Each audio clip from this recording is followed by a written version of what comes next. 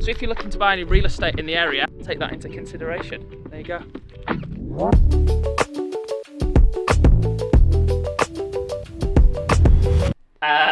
We are leaving on Monday for altitude camp, for a 4-week camp in Font-Romeu, and I thought, it's been 6 months, I just checked on YouTube, it's been 6 months since we last recorded a workout video with me. The video is titled something like track speed before the World Indoor Champs or something. Basically, I was in my glory years at that point, and now I'm a shadow of my former self, but we thought, let's check back in, let's do a workout video.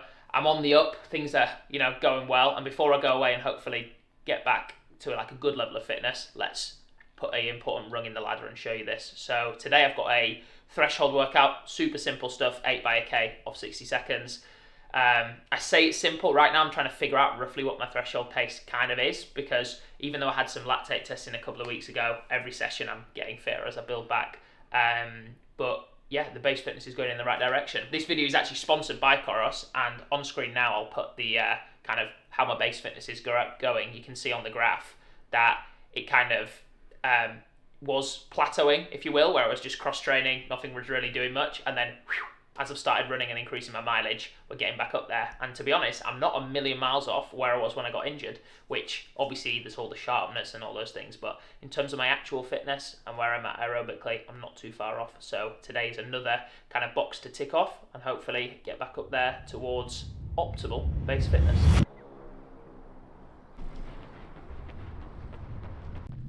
Morning. Morning, mate. I was just saying to Charlie off camera, it's like the glory days when everything was good, didn't know injuries existed, and you're just filming everything and it just felt class. So it feels good to be back running, honestly.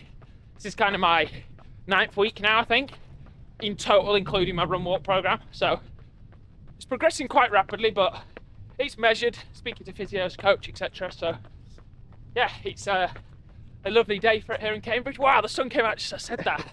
2-ish mile warm up, first run with gloves of the winter, maybe even of the whole year, honestly. Won't need them for the session.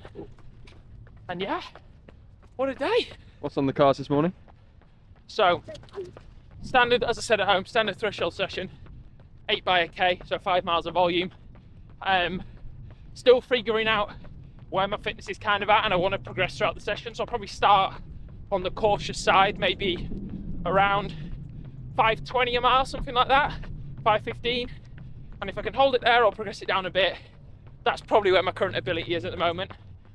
You know, 6 months ago, 9 months ago, I would have done this in 450s, something like that. But perspective of where I'm at, got to be sensible.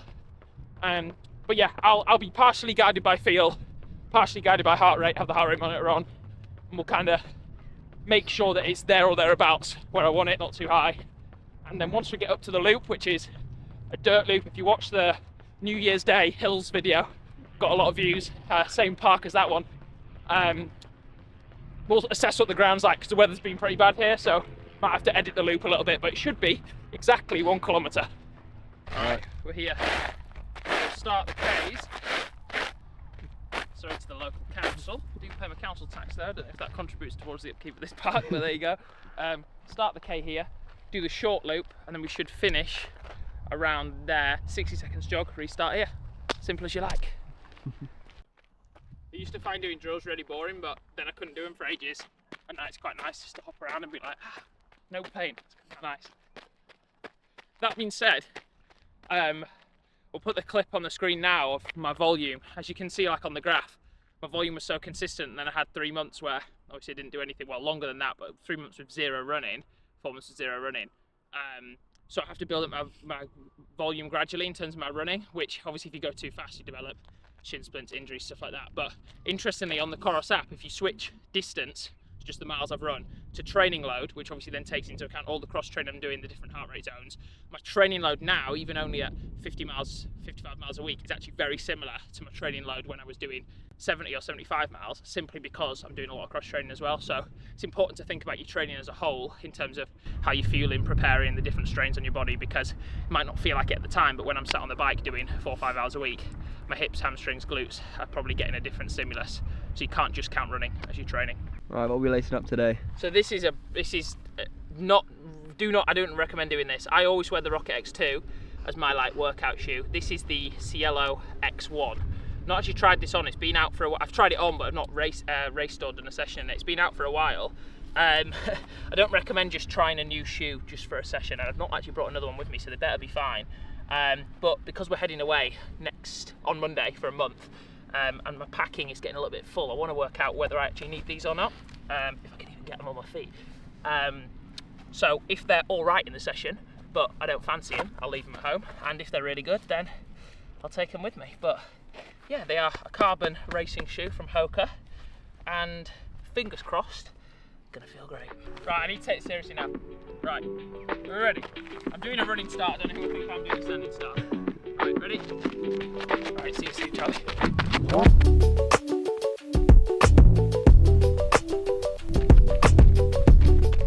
Look at that for a loop. Right, let's mark that. Well, it's basically here, isn't it? We can work that out. That ain't gonna work. Oh, a bit faster than planned, but it's all good. 5:08:09 a mile, which I've now learnt is 3:12 per k. So people would traditionally do a k session in kilometres per mile. So there you go. Don't recall if the 6 seconds is supposed to be a walk or a jog, but seeing as I've got from there to there, I'm taking it upon myself as to be a walk.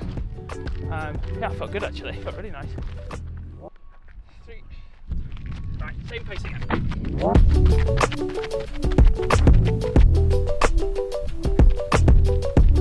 Can't believe how nice the weather is.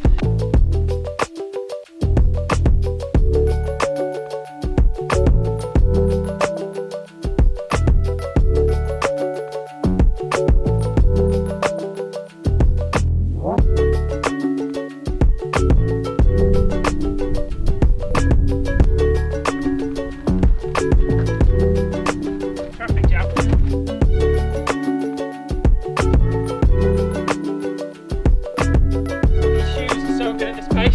Feels so good.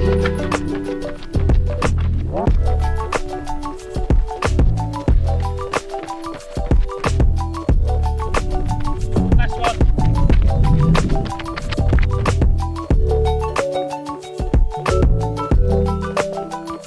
Woo!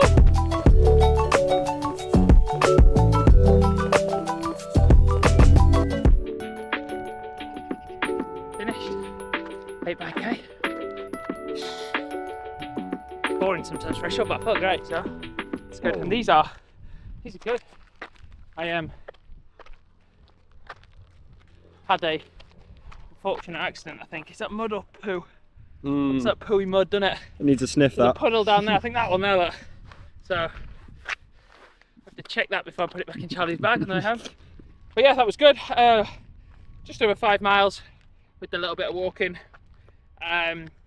Roughly went down from 3:12 was the first rev, I think I said, down to 3:07, so not a big cut down. It's like, what's that, less than a second a rep down. But just felt good. That rhythm felt really nice. Like, is it truly a threshold effort? We'll wait and see in terms of, do I think I could hold 5-minute miling or whatever that is, 5:05s for an hour, which is a good test. Maybe not right now in my fitness, but you never quite know. But with the walks, the fact that my heart rate came back down and then needing to get it back up probably works out about a threshold stimulus overall. So solid. The one thing that I kind of was toying with, especially when I had 3 reps to go, was like, I could easily cut this down and like, should I run my first K like under 3 minutes, get that kind of ticked off. But I just thought, no, discipline, like just don't do it. What's the point for some people to like it on Strava? Just like do the actual training you're supposed to do. So yeah, all good. Another good insight when me and Charlie were just chatting is, obviously my running volume is going up, but it's also changing how I cross train and kind of the distribution of intensity across the week, if you will. So I think I've got it on screen that I'll flick through the last 3 months, which will be like July, August, September. And you can see, if you look at the zone 1 percentage of heart rate, I think it goes from 79 or 80% in zone 1 down to, I think, 70% or 69%. Then this month is about 60%. So the amount of easy stuff I'm doing is decreasing as I spend more time doing stuff like that, where my heart rate's elevated for a longer period of time. Which, bit of traffic here. Which I guess is that like quality versus quantity approach, where yes, I need to do more quantity in general.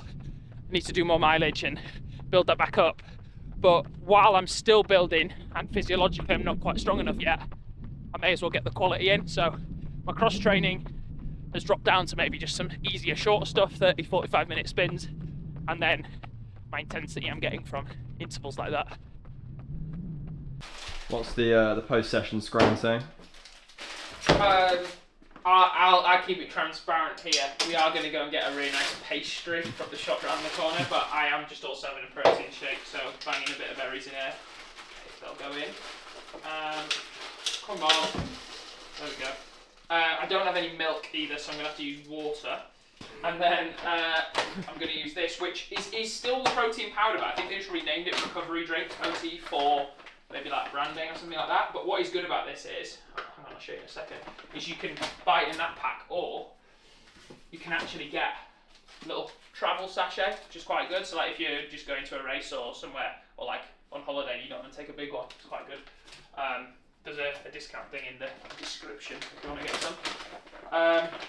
But yeah, little thing on that session, obviously we've given you the feedback, that was all good.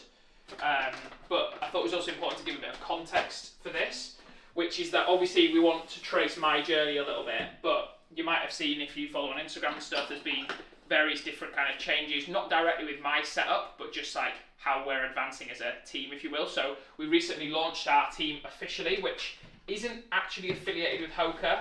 I should probably wait to blend that, right? Otherwise it's going to be a bit loud. It's not officially affiliated with Hoka, but at the moment all the athletes involved are sponsored by Hoka. Macau Endurance, we're going to reveal why we called it that at some point in a future vid. But essentially we're all training together. We all live in and around London at the moment, all coached by Andy Hobdell, as well as, you know, my personal situation. I'm also supported by Nick Aguila, my previous coach from America. And what we want to do is basically create a UK team that is attractive to join, which is nothing against any of the teams that are out there. But in America, when you go to college, you're an aspiring athlete. The whole time you're at college, you're thinking, I want to get a pro contract. Who am I going to join? Oh, I'm going to join the Brooks Beast, or I'm going to join OAC Europe or OAC America, or I'm going to join Bauman Track Club, whatever it is. In the UK, we have some, you know, pretty prestigious teams that have had amazing athletes, like Team New Balance Manchester. There's now kind of the M11 Track Club, which is like a Nike group, obviously Keely Hodgkinson in. But I don't think we have anything that is super transparent about like the culture, and you don't feel like you kind of could walk in the living room, the team's there, and like immediately get along with them. You don't really see much behind the scenes. So what we want to do, and we're going to use this channel to document it kind of through my journey and how the team evolves initially, is on the altitude camp show you how we're training, how we're recovering, all like the training elements. But then outside of that traditional stuff that a team would show you, it's like other stuff we're getting up to. How do we stay entertained? Who does the cooking? Get to know the athletes and their background and how they got to that bit, got to this situation. Speak to Andy, the coach. Speak to Chris, who's our athlete manager, and kind of pulls the strings with logistics. So hopefully, we're not sure exactly what the videos will be, but it will give you an idea of kind of like what I'm up to on my journey. But importantly, this kind of new team and how it evolves. And fingers crossed, touch wood, will be the start of something pretty big. So yeah, the next video you see after this, in how long after this, Charlie? If you're watching this, the day it comes out, it'll be like within a week or something, will be a Font Remo Macau Endurance video, and we'll have a whole month of different videos. But you can also follow the Instagram, which will be here on the screen. Do you know how to do that? I can figure it out. It'll be here on the screen. Explosion. Yeah.